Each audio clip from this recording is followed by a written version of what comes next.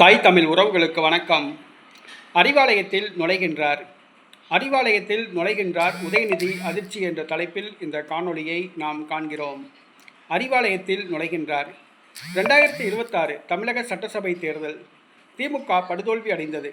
200 தொகுதிகளில் வெற்றி பெறுவோம் என்று திமுக சூளுரைத்தது. திமுக கூட்டணி கட்சிகளும் சூளுரைத்தன. ஆனால் 59 தொகுதிகளில்தான் திமுக வெற்றி பெற்றது. திமுக தலைவரும் தமிழ்நாடு முதலமைச்சருமான மு.க. ஸ்டாலினே கொளத்தூர் தொகுதியில் படுதோல்வி அடைந்தார். உதயநிதி ஸ்டாலின் இழுபறியில் வெற்றி பெற்றார். 15 அமைச்சர்கள் படுதோல்வி அடைந்தார்கள். பெரும்பாலான இடங்களில் திமுக 3வது இடத்தை பெற்றது. திமுகவுக்கு இந்த தோல்வி அதிர்ச்சிகரமான ஒரு தோல்வியாகும். அதிர்ச்சி வைத்தியம் என்றே சொல்லலாம்.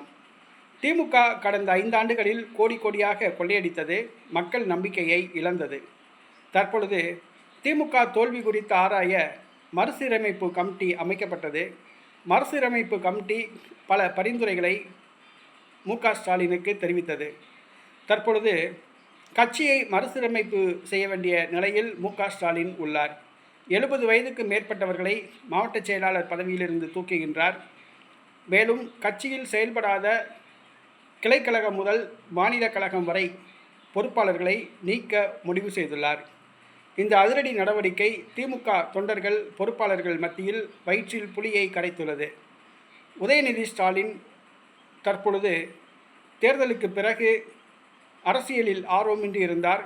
தற்பொழுதுதான் மீண்டும் அவர் பழைய நிலைக்கு வந்துள்ளார். இந்த சூழ்நிலையில் திமுகவை மறுசீரமைக்கும் பொறுப்பை சபரீசனிடம் ஒப்படைக்க மு.க. ஸ்டாலின் திட்டமிட்டுள்ளார்.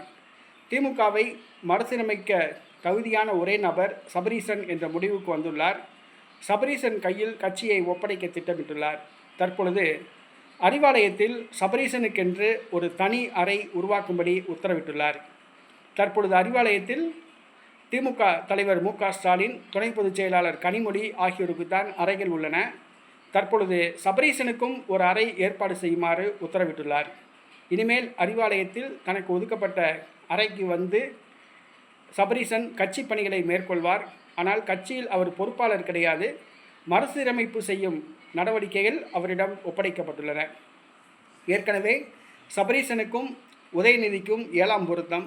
தற்பொழுது திமுக தலைவர் மு.க. ஸ்டாலின் சபரீசனுக்கு முக்கியத்துவம் கொடுப்பது உதயநிதிக்கு பிடிக்கவில்லை. அதுவும் குறிப்பாக அறிவாலயத்தில் தனி அறை ஒதுக்குவது உதயநிதிக்கு அதிர்ச்சியை கொடுத்துள்ளது.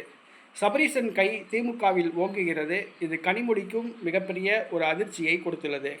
சபரீசனுக்கு அறிவாலயத்தில் தனி அறை ஒதுக்கப்பட்டதால் உதயநிதி அப்செட் ஆகியுள்ளார்.